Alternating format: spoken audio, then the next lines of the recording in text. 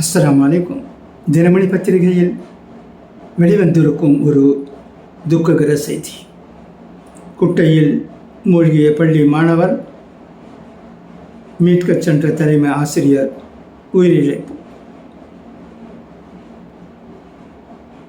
ஓசூர் அருகே குட்டையில் தவறி விழுந்த மாணவரை மீட்க முயன்றபோது நீரில் மூழ்கி தலைமை ஆசிரியரும் மாணவரும் உயிரிழந்தனர்.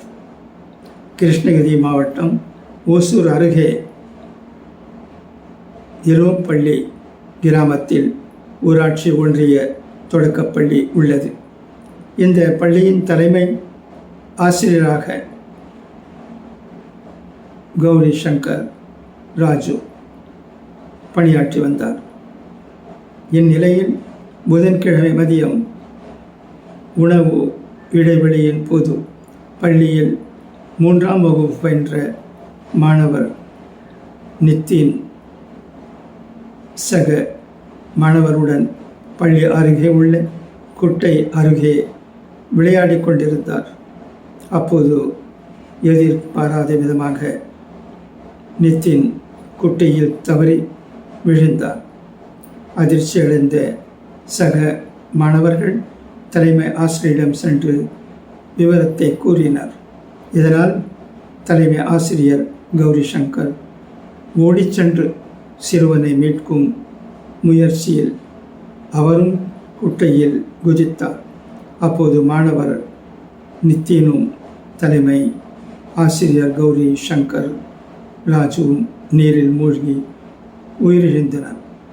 சப்தம் கேட்டு வந்த அப்பகுதி மக்கள் இருவரின் உடல்களை மீட்டனர்.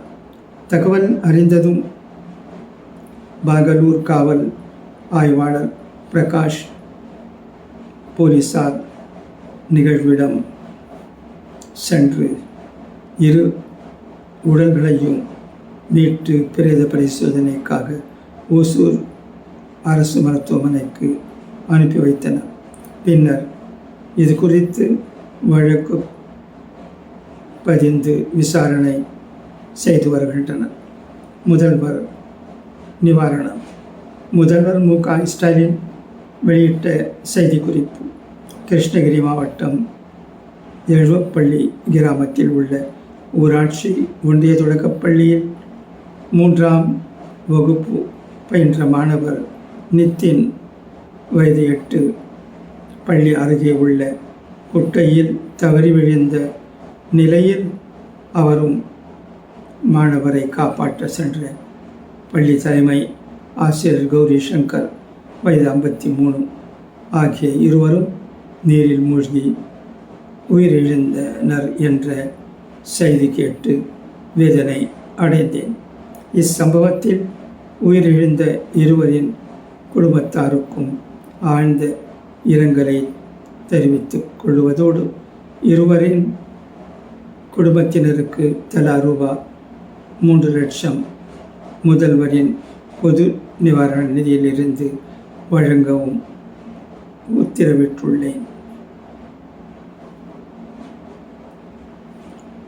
இன்னா லில்லாஹி வ இன்னா இலைஹி ராஜிஊன்.